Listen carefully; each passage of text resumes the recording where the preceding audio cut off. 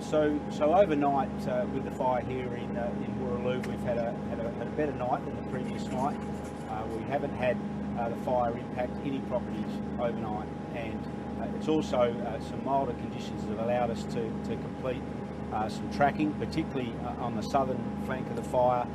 We're still having difficulties with the tracking on the northern part of the fire, and that is a concern ahead of some difficult conditions today, where we're going to see the wind shift to the southeast, so have a bit more of a southerly influence in it, and that'll bring that northern flank under pressure.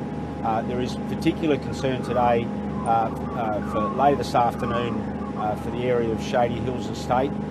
We're going to see gusts to 70 kilometres an hour in that northwest corner of the fire there. Really difficult terrain, really steep terrain, and the message to the people in Shady Hills Estate and in the outskirts of Bullsbrook is that they need to enact their bushfire plan and consider whether they need to evacuate now out of that area. It is really critical that people have their plan in place and make sure they're prepared. They've got some time now ahead of what those difficult conditions this afternoon. We will update the warnings in a couple of hours once we know that people are up and out of bed. Those warnings will reflect that those difficulties we're going to have in that northwest corner today and the possible threat to the Shady Hills Estate. How is not the retrieve process, but the process whereby they're finding the homes? How's that going? Yeah, so the rapid damage assessment teams have continued their work overnight. I can report the tally of homes lost now sits at 71. And also, I guess, has there been any evidence of loss of life, or has everyone been accounted for? At this stage, there's no evidence of loss of life. Nothing reported to us. We haven't had people coming to us saying that they haven't been able to contact a certain person. So, So just, I guess, can you just reiterate how difficult conditions are going to be throughout today? I mean, people will be waking up today, seeing less smoke, seeing no glow of the fire, but the danger's still there, isn't it?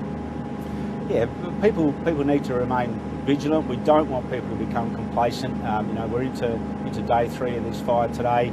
And it is going to continue to be a challenging fire for us for at least the next 3 or 4 or 5 days.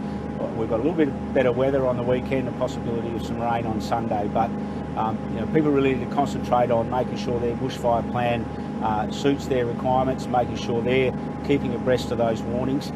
Can I just make the point about people who may be quarantining? The most important thing is the preservation of life.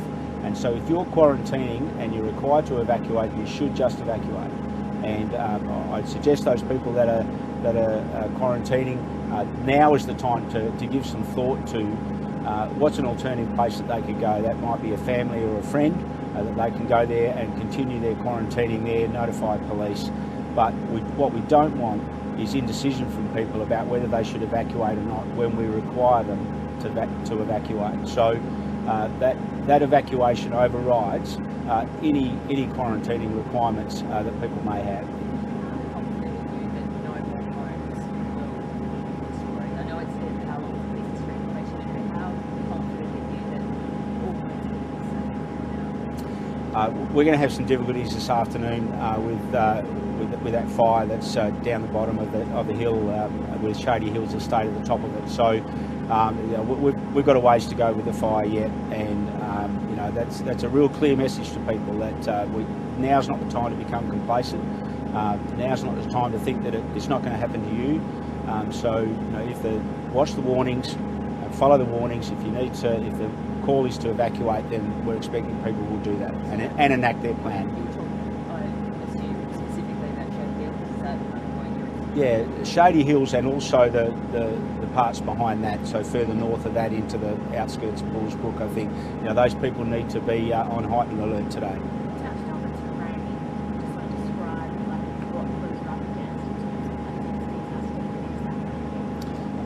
This is the Avon Valley, so you've got the river running through it and the railway line, the east-west railway line.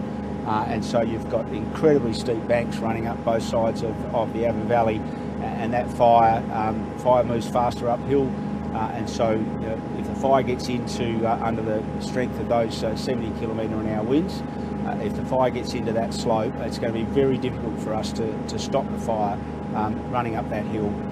There will be a range of work going on there with earth moving equipment to the extent that we can, and that's how steep it is. It's difficult to get that earth moving equipment in there, but certainly with the large air tanker doing retardant drops through there, so there's a really good strategy in place there. But as we found out over the last day or so, in the right conditions where in particular the wind's very strong, it is difficult to hold those lines.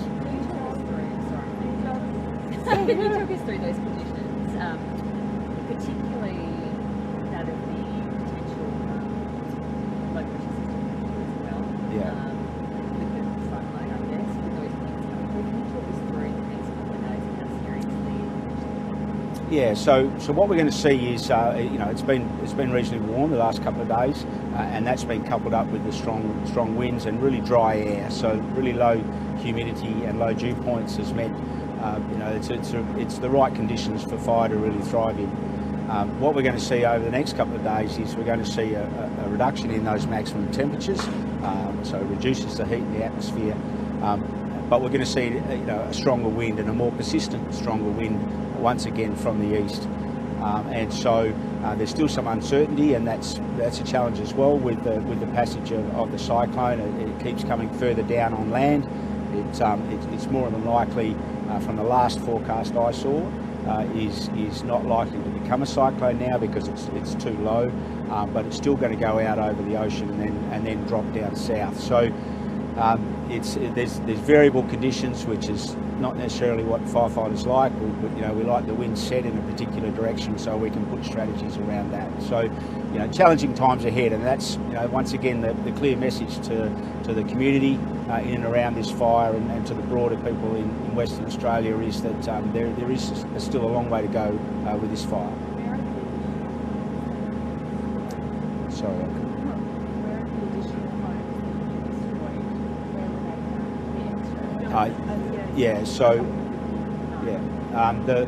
The rapid damage assessment work that was done yesterday that resulted in the figure of 56, that encompassed from Wooroloo through to Tilden Park, and then the work that's been done since has been on the edge of Tilden Park, and then further out to the west. The work's not complete yet, but that's where they've got to this morning.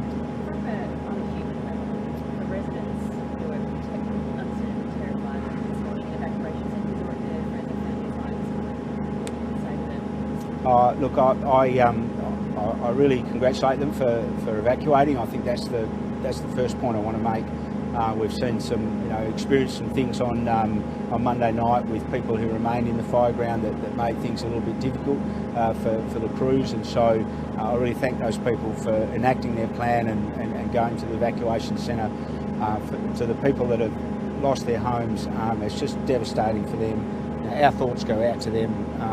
No firefighter sets out to have this loss of homes that we've experienced the last couple of days. They'll be feeling it pretty keenly. The crews, I know, I was here last night, and a lot of people a bit down the dumps about, certainly upset about that loss of homes, but that doesn't match up at all to how those people are feeling who've lost their homes, and so our thoughts are with them.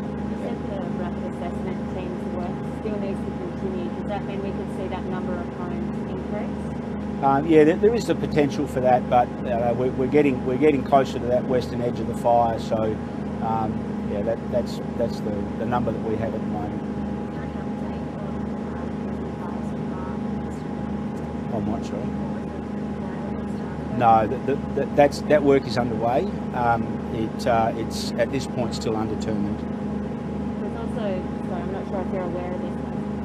There's also some reports of looting in some of the areas where people have evacuated. I guess what would your message be to people who be worried about that, if they've done the right thing, only to return home and potentially say something? I haven't had any reports come to me about looting in the briefings that I've had, but there are robust and really tight road closures in place. We've got presence of police on the fire ground to make sure that we are policing those areas. And so, you know, the message to those people in the evacuation centres who have evacuated is that, you know, we take, you know, really seriously the responsibility to keep their property safe once they evacuate.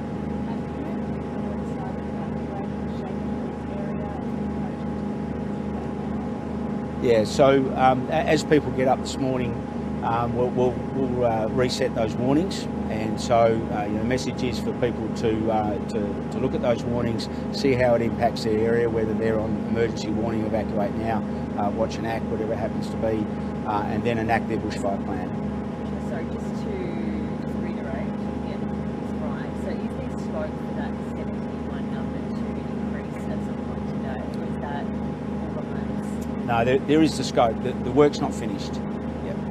Okay, so do you know what to anticipate in terms of the numbers? Because are we looking at 100 or? No, I don't know at this point. Thank you. All right, thanks.